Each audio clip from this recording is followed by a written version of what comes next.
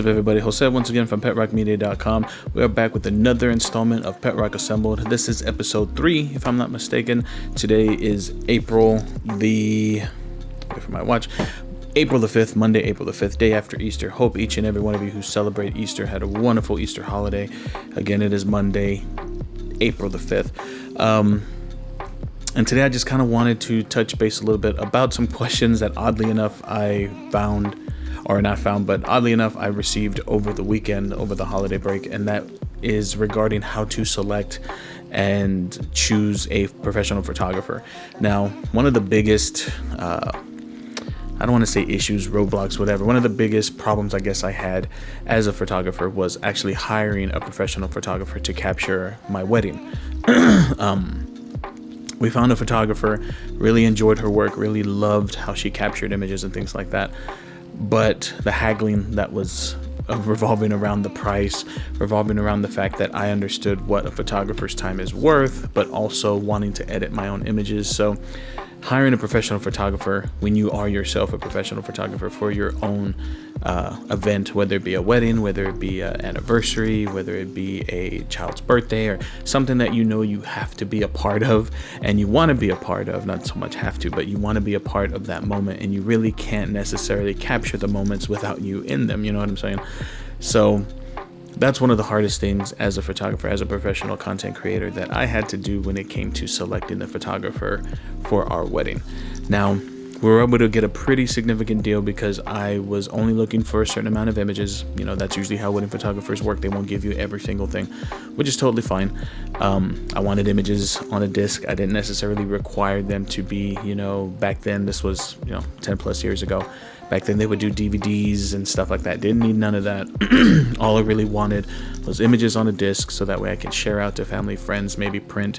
So getting printing rights, which is another thing you have to worry about when you are selecting a photographer, is do you have the right to print those images that they give you? Because a lot of times people don't understand that professional photographers will give you, a disc with images on it, but you're not allowed to print them. You need a print release. And if you go to like a Walmart, Walgreens, CVS, any one of these places that you can just either order prints there at a little kiosk and they print out 4x6s, 5x7s, things like that. Or if you want blowed up images, when they start seeing that they're professionally worked on, because you can tell when an image is professionally worked on, the editing is really on point, it's not just a snapshot. They usually ask for a print release.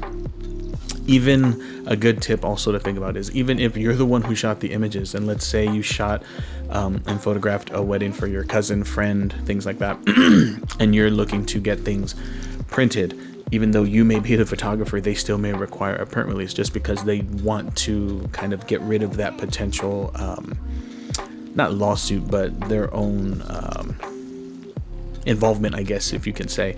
And they're trying to basically cover their butts just in case they do, end up printing an image that it was belonging to another photographer. So all of that kind of coming into, how do you choose a photographer? Well, obviously what you want to do is see what kind of work that they do have. And it's also going to depend on your budget, right? As a professional photographer as well, a lot of times individuals want everything. They want images on a disc. They want every single image that you get. They want to hire you for the entire day. And they want to pay you $200 because they know that their cousin or uncle or grandma, grandpa, somebody will photograph the wedding for $250. So they want to get a deal, or they're willing to do it for free. And they're like, well, I got a budget of a couple of $100. I want to hire you for the day. There's nothing wrong. Number one, there is nothing absolutely wrong with you telling them no. Okay. There's no wrong in you saying no to a client, because you know your value, you know what you're worth, you know what your work is worth, and you know the time that it takes to get prepared, both mentally, both physically, with the amount of gear you're going to be taking. Am I going to be taking an X Pro 3 body with a couple of lenses? Am I going to be taking a couple of camera bodies with lenses? Am I going to have 2 cameras on me at all times? Do I have to rent something? Because let's say I don't own a longer 70 to 200 equivalent 2.8. I only have an f4 and f5, and I'm going to be indoors all day, so you're going to need that extra light, so you have to rent something now. And taking all of that into consideration, pricing and whatnot, renting a lens alone could run you a couple of $100 for the weekend. And you putting that into your entire price. Now, that's one thing, like I said, that you would want to have initially set up and also known by the client, is what your pricing is, what your work is worth. And like I said, there's nothing wrong with telling them, hey, my work speaks for itself, and I automatically start off at X amount of dollars. And then creating a package customized to them. What I have seen from photographers, and I used to do back in the day also, is just charge by the hour. You know, $200 an hour. You want to hire me for an hour, that's it. You want to hire me for 4 hours, that's it. But my photography alone is by the hour. And then what you provide them is extra. So you want a disc with images, that's $500 or $200 or whatever. The disc with images is only your top 50, your top 100, whatever. You know, structuring that to where they know, okay, and it's like an a la carte. So like, okay, I want you for 6 hours. Okay, $200 times 6, you're at $1,200 already. I want an image, a disc with images. Okay, that is, you know, $200 for your top 25 images. And the more you add images, it's an extra $100. So it's, you know, 20 images, another $100 kind of thing. And everything's a la carte. With your wedding, do you want an engagement photo? Do you want a bridal shot? Do you want a bridal session, because you're going to print a big, you know, 16 by 20 bridal portrait to have in the either walking into the wedding ceremony or perhaps the ceremony afterwards, you know, the party afterwards, things like that. So each thing will be charged separately, and it's a la carte, so they can pick everything and they can create a package that they feel is customized for them themselves. I had clients really like that. I had clients say, you know what, I want all of this, you figure it out, give me a price. But again, there's nothing absolutely wrong with saying no, okay? Because that's definitely something that you as a photographer want to keep in mind. Now, on the flip side to that, if you're hiring a photographer, you definitely want to have an idea of exactly what it is that you're looking for. Is your ultimate goal to do all the editing yourselves and do anything that you know requires additional work on the photographer, and you're trying to cut corners that way to save some money? I mean, by all means, that's something that you can definitely take advantage of. It's not something that I would usually recommend as the photographer, just so that way you don't have to worry about it. You just get your images. But hiring a photographer, if that's something that you want to undertake on your own, definitely find out if that's something that they are willing to give to you, just unedited images. Not a lot of photographers will do that, but it is something that you can inquire about. So that's definitely something that you want to look at when you're hiring a professional photographer. Ask if there's something you can get that's unedited.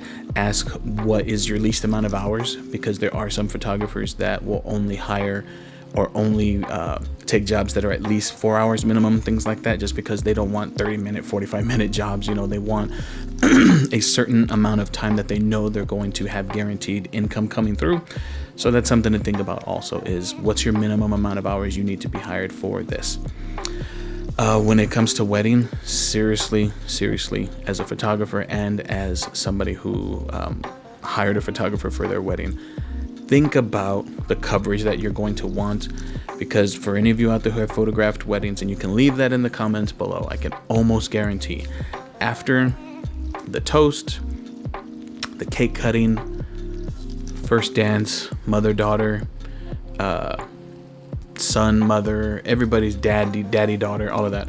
Once all those dances are done, all the images before, like during that time between that happens and they leave the venue, all those images from, like, let's say 8 o'clock to 11 o'clock, or depending on when they're going to leave the venue, they all run together and they all look the same. They always all look the same. Everybody's dancing, everybody's having a good time, everybody's got a couple of drinks in them, kids are running crazy, and all the images tend to bleed together. So what you really want to think about is, am I going to want them for the entire ceremony and procession and dance and food and all of that? Am I going to want them from the very beginning when I'm getting ready at 9 o'clock in the morning, depending on when your ceremony, your actual wedding is, to midnight, because that's usually the cutoff, midnight? Am I going to want that amount of coverage? Or can I, let's say, have them in the morning till the end of the ceremony, and right when we walk in and cut the cake or something? Or, you have to start looking at that kind of things, because the more hours you put on there, obviously it's going to be the more money. And like I mentioned, during that time frame of that about 3 or 4 hours, all the images run together. They all start looking the same. And as a photographer, that's awesome. I'm getting paid a couple of hours, all the pictures look the same. Maybe I get some requests, cousins, stuff like that. Hey, come take a photo, this and that. You're there to basically serve the party, and if the bride is willing to have you do that, then by all means, take advantage of it.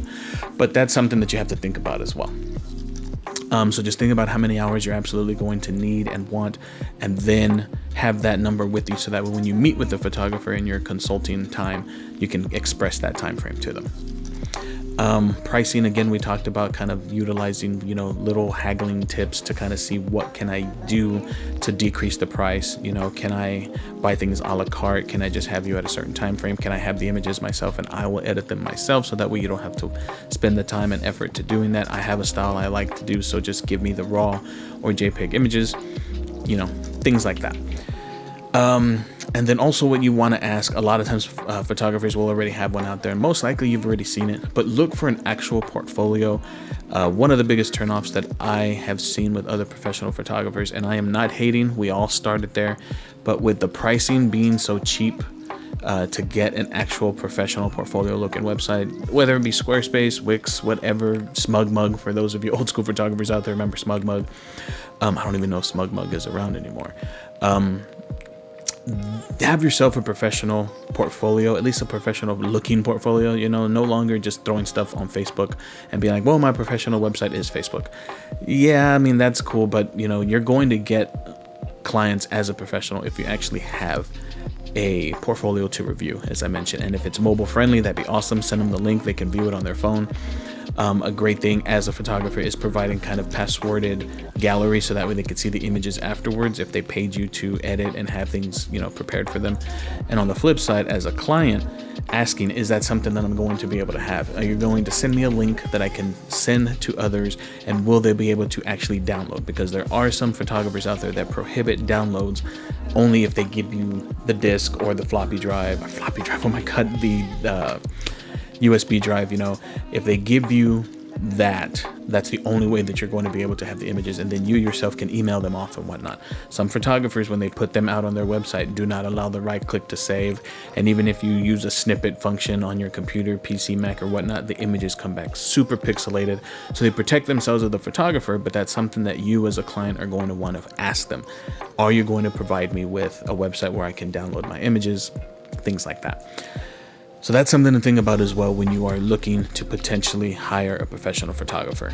That is what I wanted to get off my chest today. That is the title and kind of content of this episode of PetRock Assembled number 3, as I mentioned. If you really enjoy these videos, please give me a thumbs up, hit that subscribe button, punch that bell icon.